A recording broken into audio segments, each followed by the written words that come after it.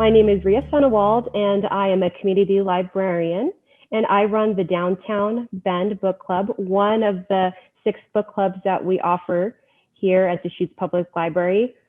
Helping me out today is Gibby Page, who is another one of our community librarians. I'm going to go ahead and start with an introduction of Laila. Laila Lalami was born in Rabat and educated in Morocco, Great Britain, and the United States.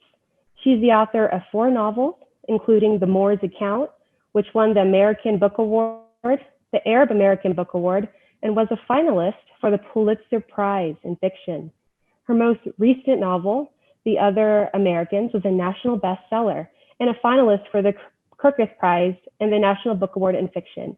Her new book, a work of nonfiction called Conditional Citizens on Belonging in America, was published in September 2020.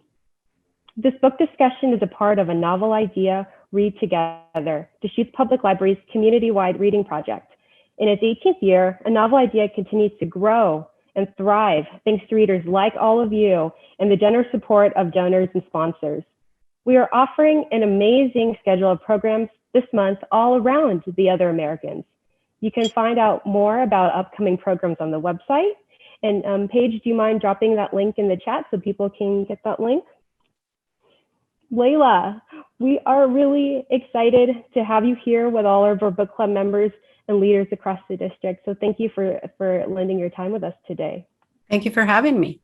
Well, yeah, I was hoping we can start the discussion maybe with hearing what gave you the idea or what compelled you to write a story. And then we also have group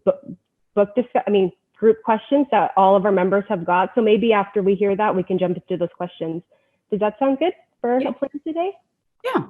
Okay. So the book really began in 2014 for me. I had just finished writing The Moor's Account, which was my historical novel that's based on the true story of an enslaved man from Morocco who was part of a Spanish expedition that arrived in America in 1528 with the goal of claiming Florida for the Spanish crown. And so it had been a long 5 years spent on doing research. And I had just completed the copy edits, and I vowed not to embark on a research-heavy historical project. For my next one, I wanted to do something completely different.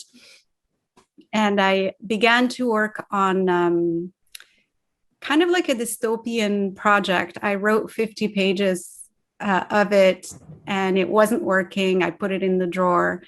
And then I went on vacation to Wyoming. And while I was there, I got a text from my sister saying that our father had taken gravely ill. And so we had to basically scramble and go to Morocco to be with him. And it was in that summer, in that kind of, the realization hit me that this decision I had made when I was in my 20s to get married to an American and to stay in the United States had this sort of ripple effect where 20 years later, I really couldn't be there for my parents at a moment of great urgency.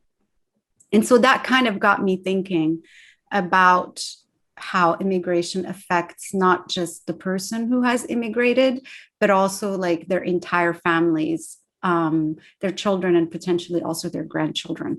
So that's where the idea came about. And then that summer of 2014, there had been a series of hate crimes against Arab Americans. And so I put the two ideas together and decided to work on a novel that started with the death of an immigrant and kind of used that as the backdrop of this story.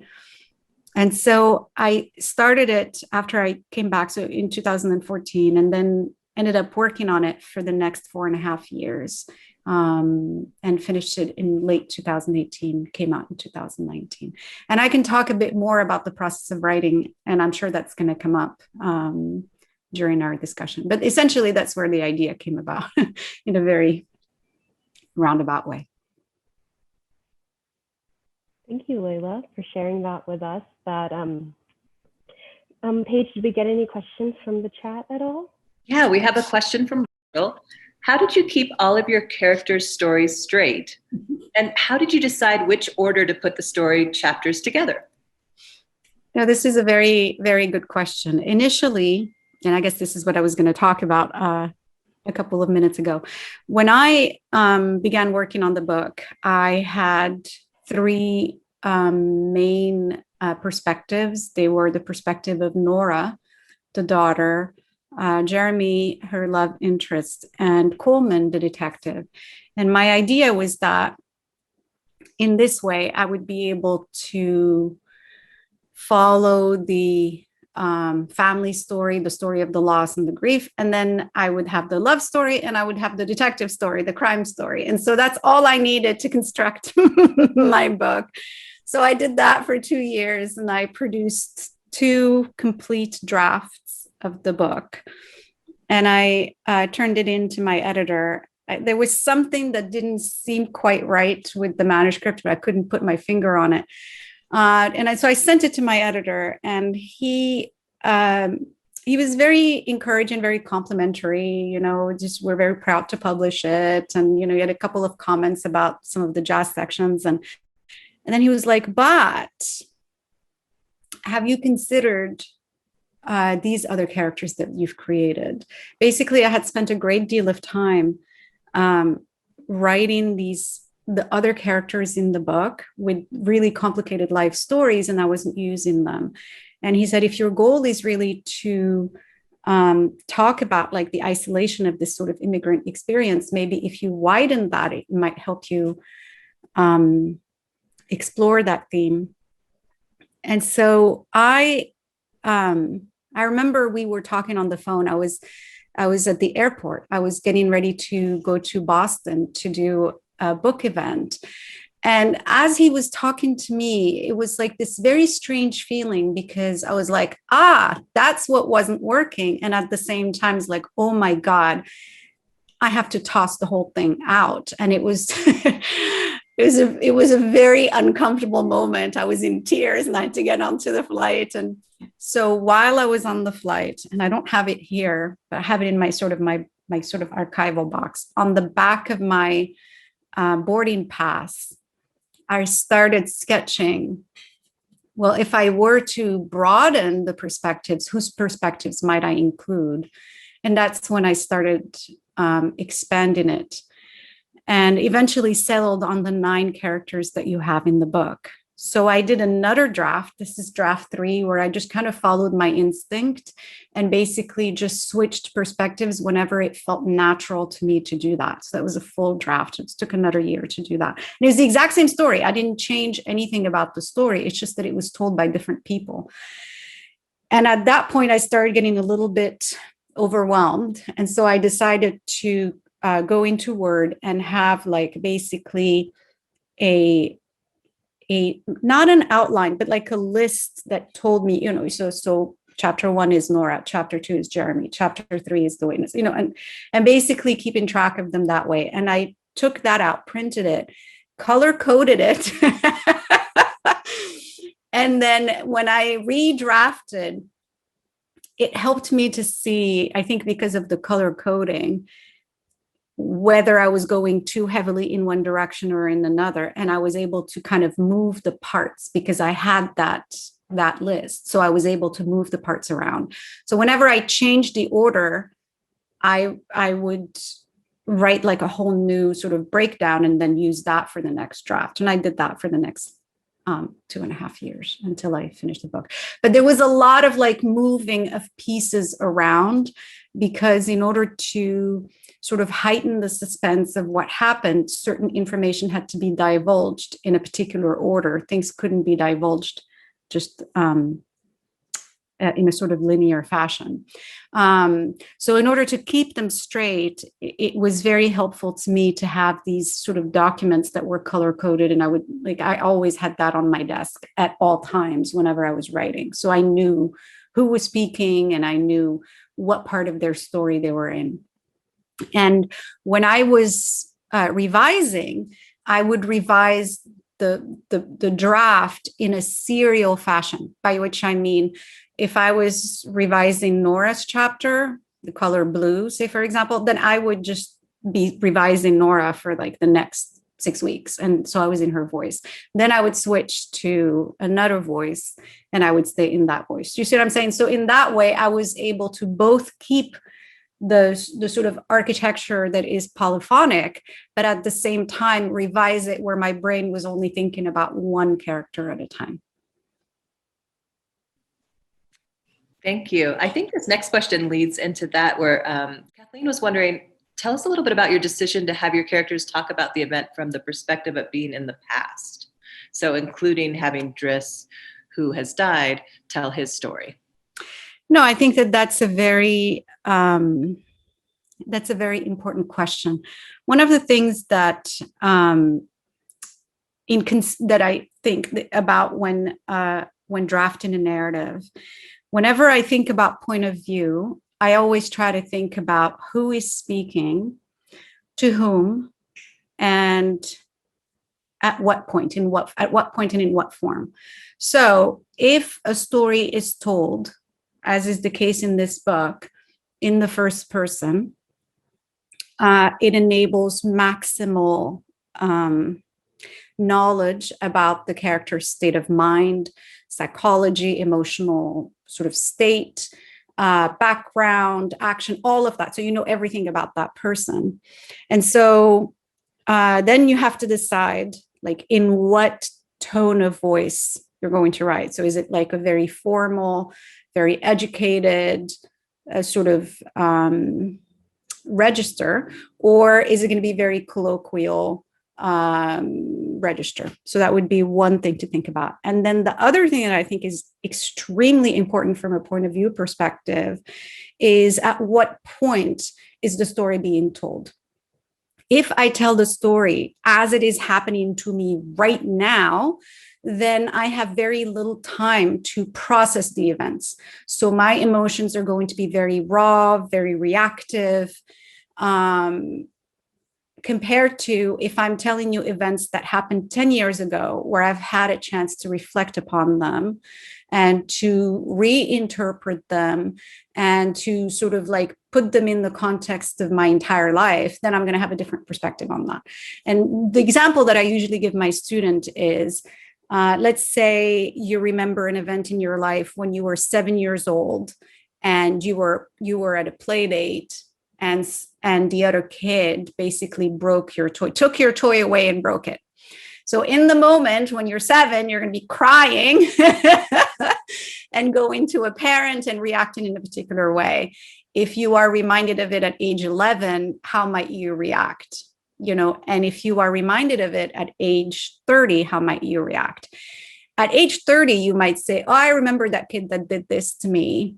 And it turns out that kid never had any toys. His parents were really, couldn't afford toys and, did this. But that's not how you would react to it when you're 7. In your 7, you're reacting like, oh my God, this kid took my toys. So you're going to react in a very emotional way. So events are not, like, the events that we go through are never interpreted in the same way in the moment versus with the passage of time. In deciding to write this book, I wanted to have the benefit of time for my characters, because it is an investigation. It is going to be unfolding over a few weeks. And I wanted to give the character a chance to think back about these events, because by the end, I wanted to reveal who did it and then what happened. And the wheels of justice are slow. So trials are not going to be done in 6 months. So it takes a while.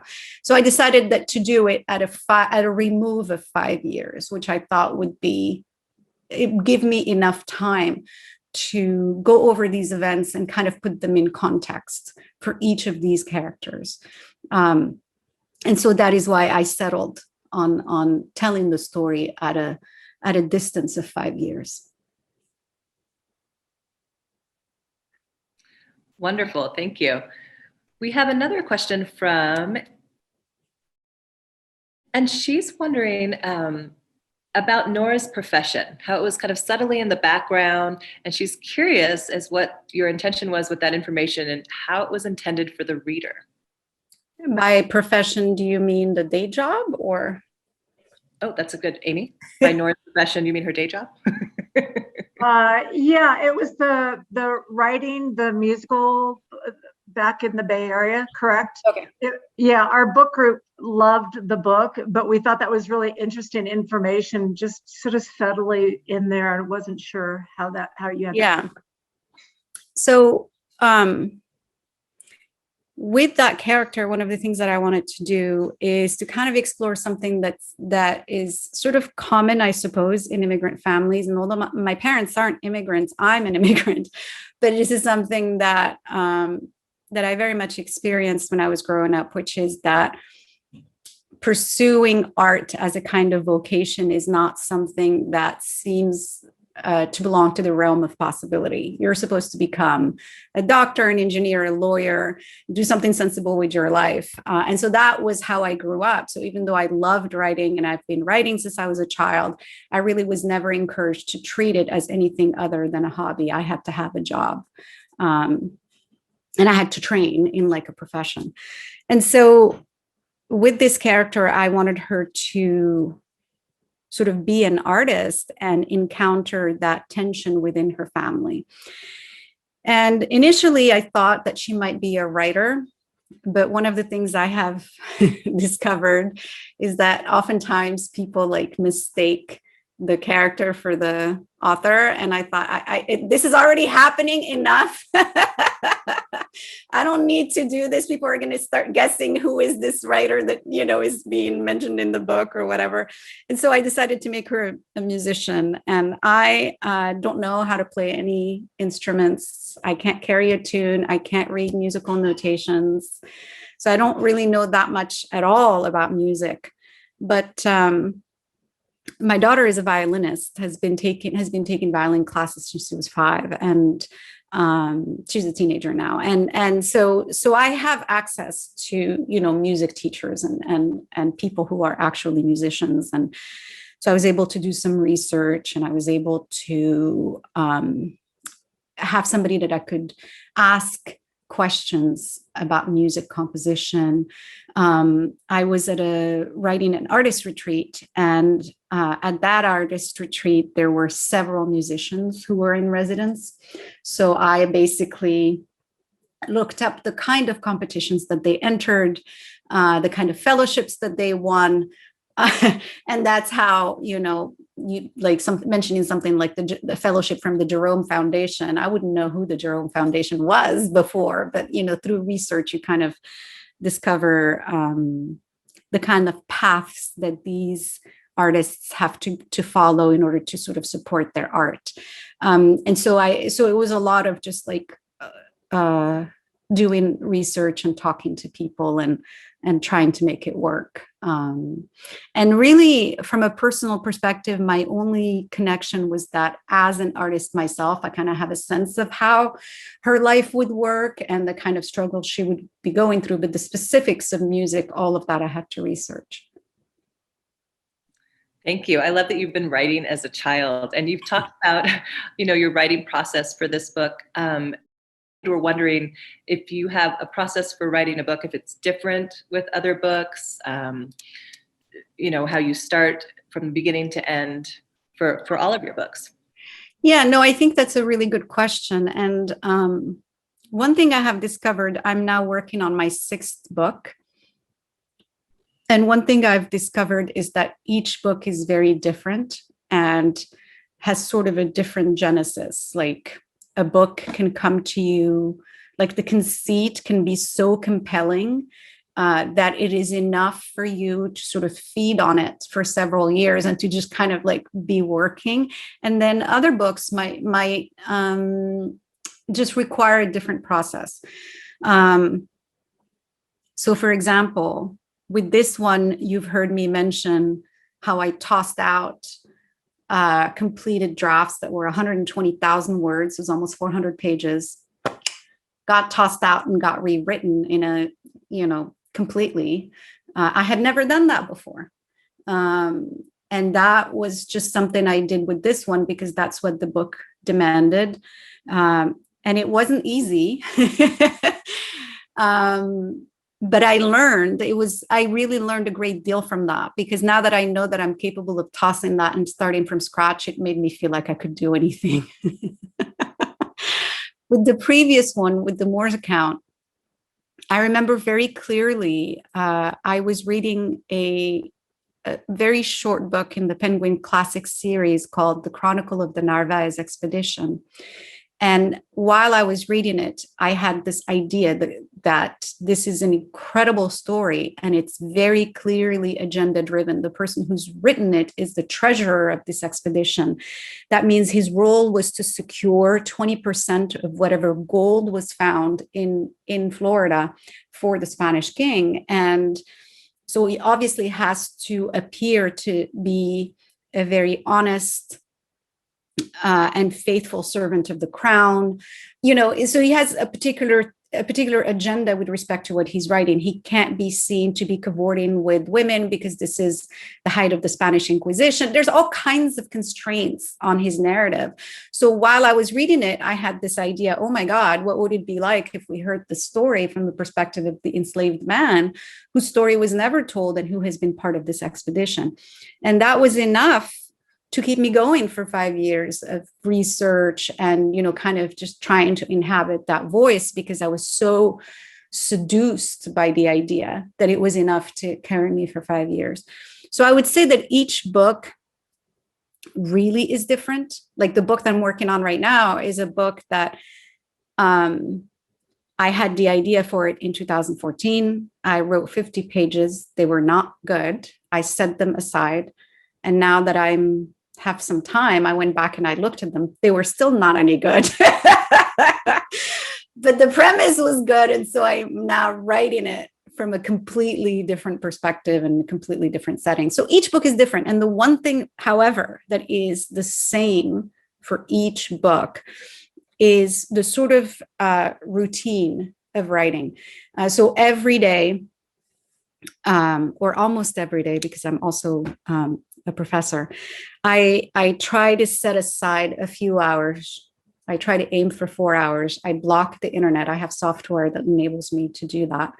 And then I stare at the screen and and so doing this for every day for 4 to 5 years, that's a lot of drafts. If you do this just for 1 year, you eventually end up with a draft at the end of the year. So that is the one thing that has remained constant through all of the books, is the sort of writing process, not the process, but the routine of it. But the actual writing of the book has been different with each book. Each book has required a different organization, a different thinking, a different approach. Sometimes it requires just revising, sometimes it requires tossing. That can be different. But what is the same is the sort of routine of sitting at the desk, looking at the blank page every day, and just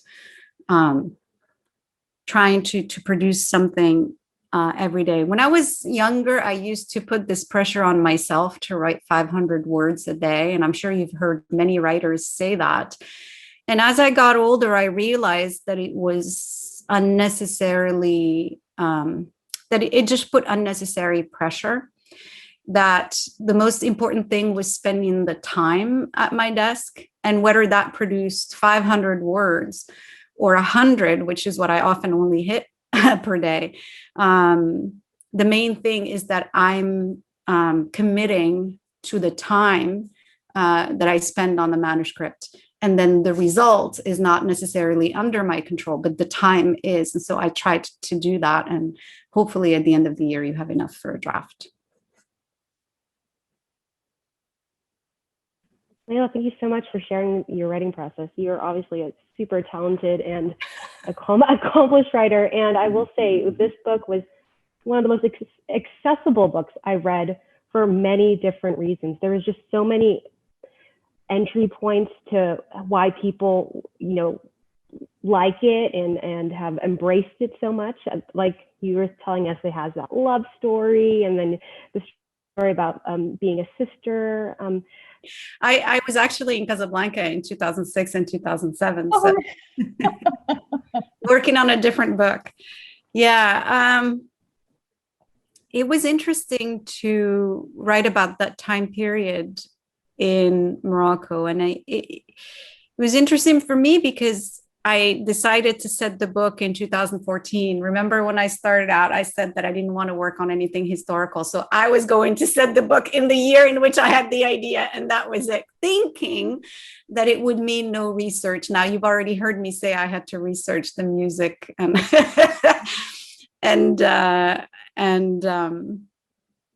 and all of that. And so when I said the book in 2014, I started thinking about this family and when the parents might have come to the United States. And as I started thinking back through time, I was like, oh, wait a minute, the parents would be about this age. What are some events that might have led them to immigrate to the US?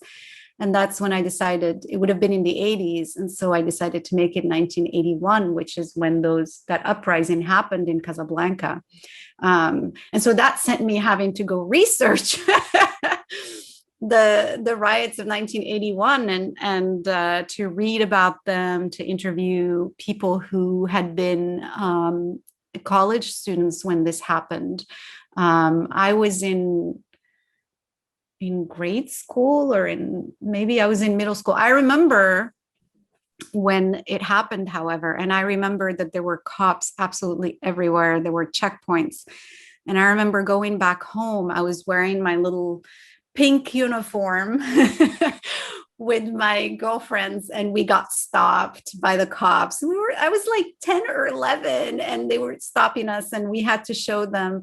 So when you go to school in Morocco, you get a little like a little booklet that says your name and what school you go to. And this was public school. And so and then we had to show that we were just school girls, and then we passed the checkpoint and went home.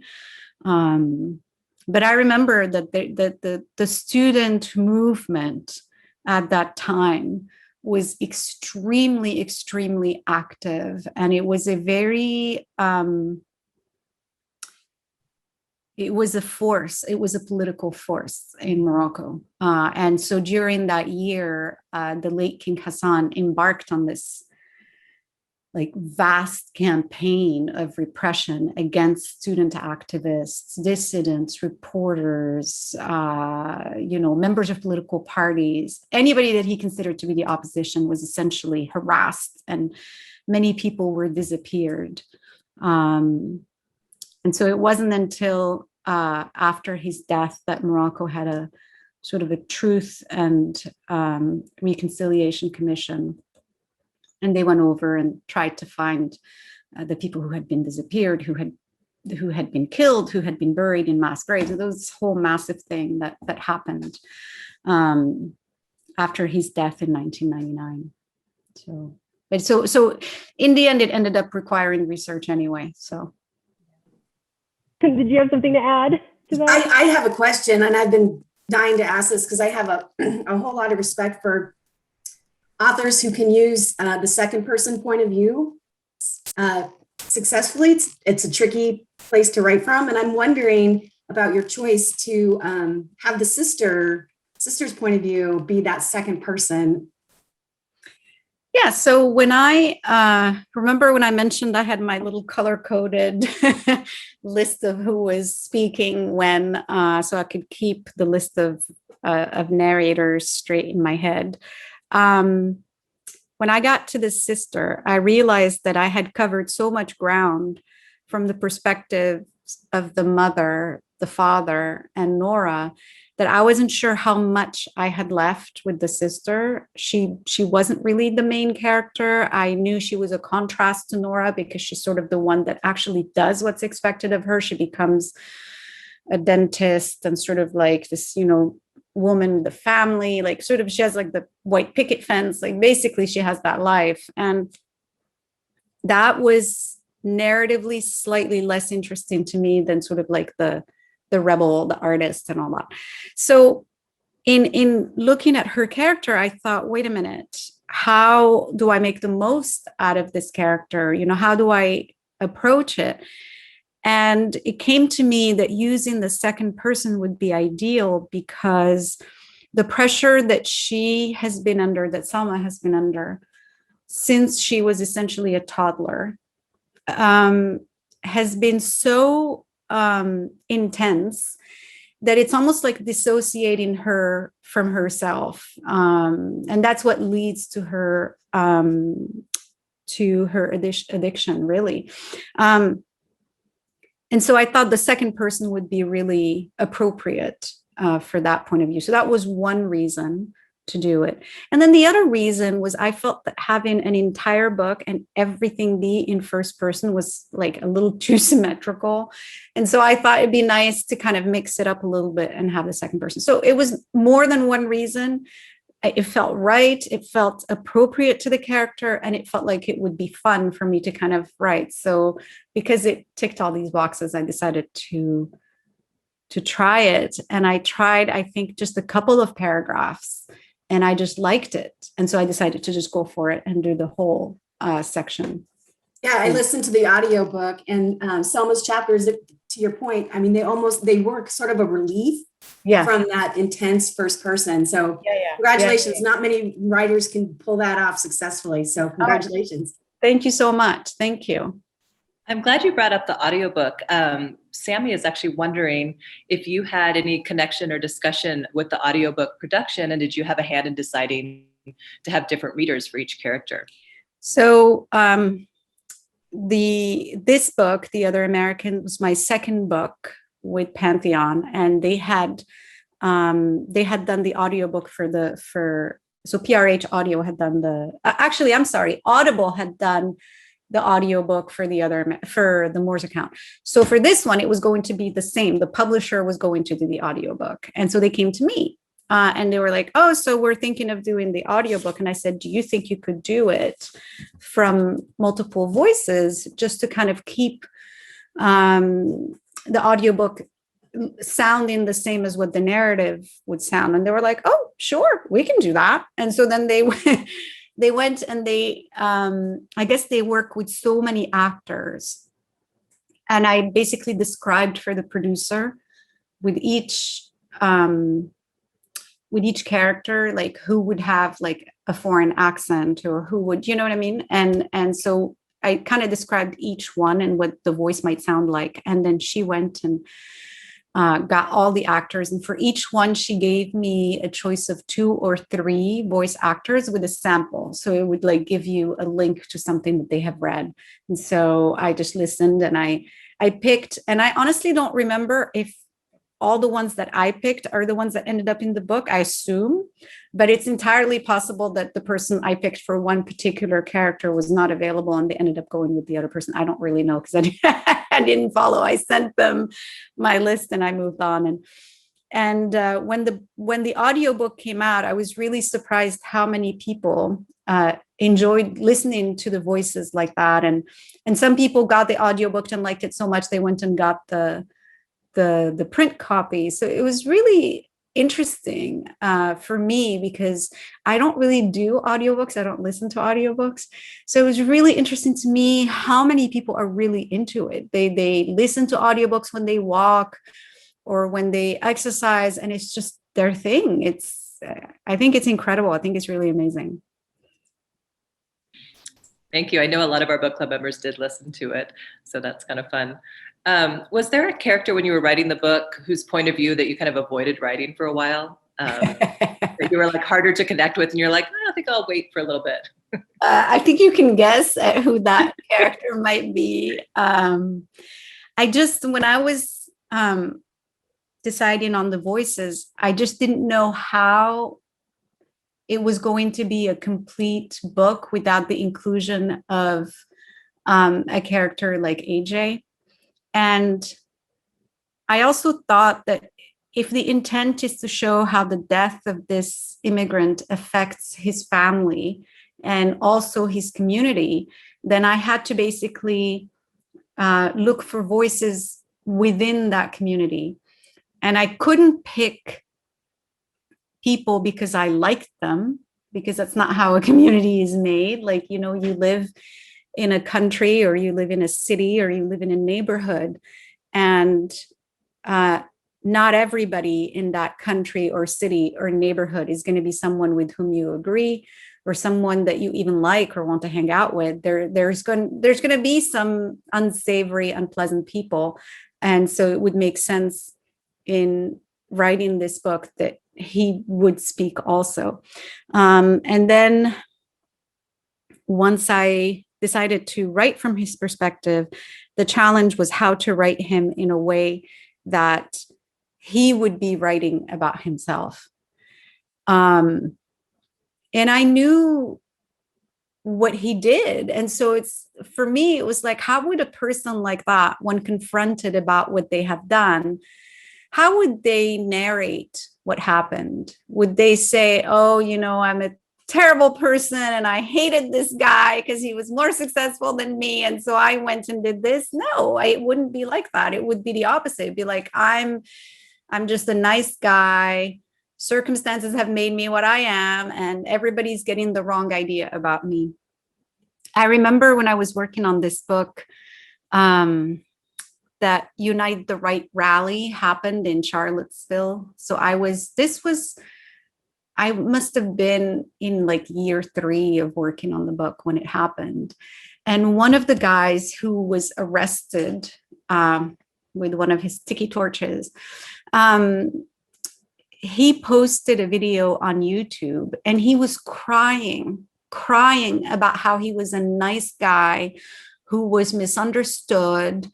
And he had been there just because he wanted to express his opinion, and he was respectful of everyone. And why is the world out to get him? Was basically what he was saying. And he ended up getting arrested and charged.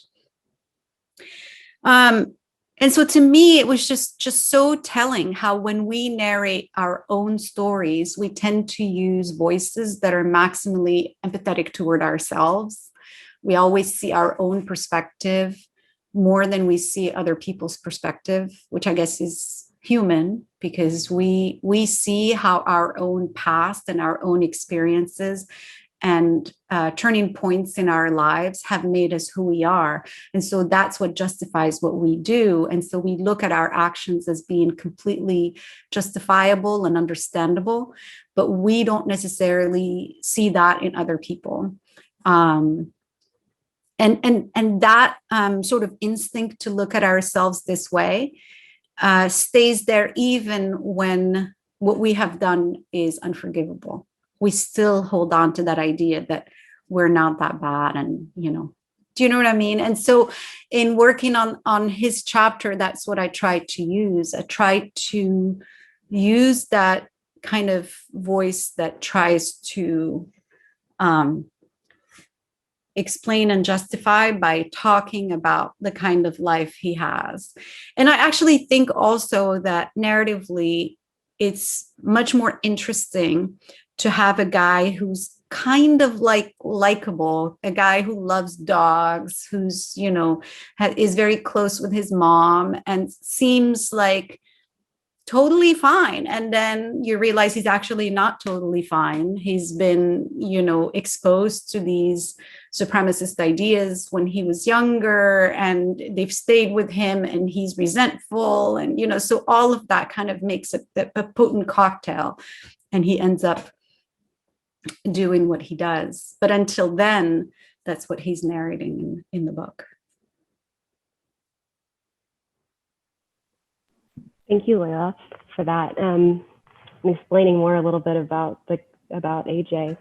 Can I ask you a question, actually, about your experiences writing in these times, in these COVID times? Obviously, you're here talking to your readers through the screen, through these little boxes. And I was just curious, and this is a question we've had me and my colleagues before, just how that's been for you as a writer and trying to promote your new book this way.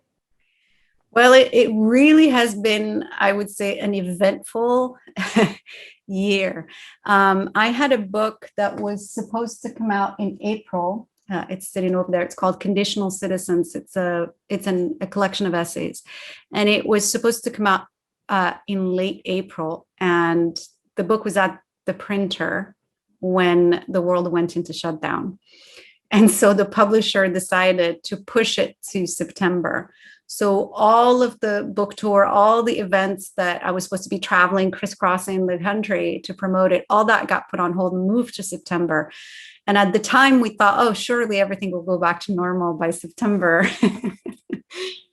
And so when the book came out, I ended up doing everything online. There have been good things about it. So the good thing is that one of the trends actually that's been happening when doing book events is that oftentimes bookstores want you to have conversations. So like to invite another writer and you talk about the book, so kind of make it more of a lively format.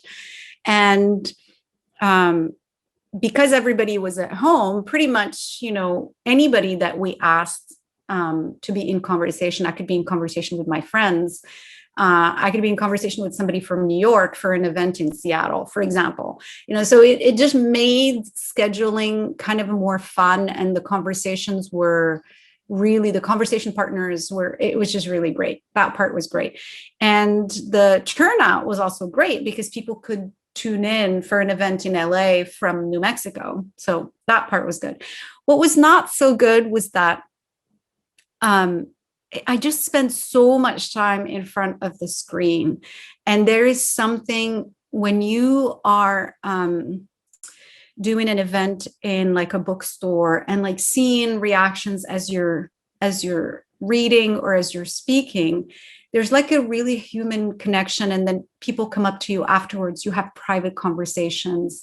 It's just, there's that part, that kind of human connection was really missing. So this whole book release for this last book was really different from anything I've ever experienced. So there was good and bad, but yeah. It's been so different. I mean, I think all of us miss that in-person connection. So we really do appreciate your time here. We're wondering also, I know a lot of our everyday routines have changed. Do you feel like you're writing more during COVID, or do you feel like your writing style has changed now during the pandemic? Or have you written 4 more books? Or I am not one of those people. And let me add that I dislike those people who claim that they get so much done. The New York Times recently, I think this must have been maybe last month, they went around and they asked a bunch of artists and writers to talk about what they did during the pandemic. And I was amazed at how many people said that they had written a book or done a painting or shot a movie, or like, I was, what? Who are these people that can be creative, during all this extremely stressful time? And my favorite answer, my absolute favorite answer, was the playwright and actor Tracy Letts, whom I love. He basically told them, I got nothing done. He said that he thought it was like a question of process. So basically he rejiggered his schedule with his wife. He was going to have like this many hours each day to work. So he did that and he did nothing. He said he tried it a second time. He still couldn't get anything done. And then he realized he was just creatively not ready. And so it took me a long time. I would say that between when we went into shutdown, which was March, all the way up until December, which is about 9 months, I didn't get any writing done, which is highly unusual. I wrote like little things, like, a 1,000-word essay here or there, probably. I'm trying to think, a couple times, but that's it. I didn't really write any fiction. I didn't, nothing. And so in December, I started to kind of really feel like, okay, what if we stay like this for a while? What are you going to do? Not write ever? And so then I decided to get back on track. So since December, I'm starting to basically put myself in front of my computer 4 hours a day and disconnect myself from the result, tell myself that I just need to be there, spend the time, and eventually something will happen. And something did happen, something is happening. So I'm thankful at least that I got back to it. he was an interesting character for me because in the lead up to the Iraq War in 2003, I was passionately against the war. In fact, I was against the war in Afghanistan, one of the tiny minority in this country. This was a war that had a lot of support, but the Iraq War is a little bit more divided. And I knew it was going to be a disastrous move. And I honestly, I'm not exaggerating when I say I became obsessed with it. And I followed everything having to do with the lead up to the war. And so at that time, I had these views of people who went into the military, knowing what I knew about what was happening and how Bush was leading this country into war. And so I just had this view of, people in the military who deployed overseas. It was not a very positive view. I just felt like this was a crime. And nobody should be involved in it. Over time, my views became a little bit more complicated. I started to understand how people started to go into the military. And oftentimes it has to do with the number one, this is a common misconception among liberals, that people go into the military because they come from working class backgrounds and the military offers opportunities. In fact, studies have shown that the number one reason people go into the military is because they are from military families. So it's like familiar to them. And it is a sort of a career path for many people. And so I got to know veterans in my classes. And so my views became a bit more, how shall I put it, a bit more complicated, a bit more nuanced. And on that journey, I decided that I would have a veteran character. And I thought it would be narratively interesting to have like this Muslim character and this veteran character in the same novel about America, because I can think of no one who has been more reviled than Muslims and no one who has been more revered than veterans. And so putting the two and having neither one of them be what people expect a Muslim or a veteran to be like would be kind of a good thing to write about and explore in fiction. One of the things that happens to me when I start working on characters is I develop a great deal of empathy for them. And I guess that's what happened with this guy. And after spending 4.5 years writing about him, like it just became very real to me. And that's why I started to care a great deal about him. I don't think I could have written about like some guy who was like, yay, this was a great idea and we should have done it. That would have been a bit too much. Maybe one character like that in the book is enough is enough in the novel for me. But for this one, yeah. Laila, I think we have time for one more question, and I think we'll go ahead and wrap up. Yeah, this is an interesting question. I think in writing from the first person perspective, it really raised a number of questions for me about the characters' journeys prior to the novel starting, prior to the death of this guy on page 1. So, for example, when I was working on the detective, I knew that she was new to this police station, that she had come from a big city and she had been assigned this case and she was, going to investigate it. And, so all that was in the book. But when I rewrote it and it was in the first person and from her perspective, it really forced me to look at her life outside of what the investigation was doing, outside of what she was doing with the investigation. So then I started to look more closely at her husband, and I started to look more closely at her son. and at her reasons for moving. You know, she's moved to the West Coast because her husband got a promotion and that he had been waiting for years. So she sort of, it was out of self-sacrifice that she decided to move to this small town, and her son hates it. And so there's like all this, you know, this tension in the family, and that is what is occupying her and what is occupying a lot of her thought process, more so than the hit and run. The hit and run is her job. It is not who she is. And so by rewriting everything in the first person, I was able to see more fully who she was. And that process kind of happened with each of the characters. Having to spend time with each of them, I really, while the story is the same, I do feel that I got a fuller picture of who each one of them is, because of the focus, right? So yeah. Thank you so much, Laila. We are right about at our time. Can you believe it? These go by so fast, and we have such a wonderful guest with us today. Well, thank you. And thank you again, Laila. Thank you. It was my pleasure.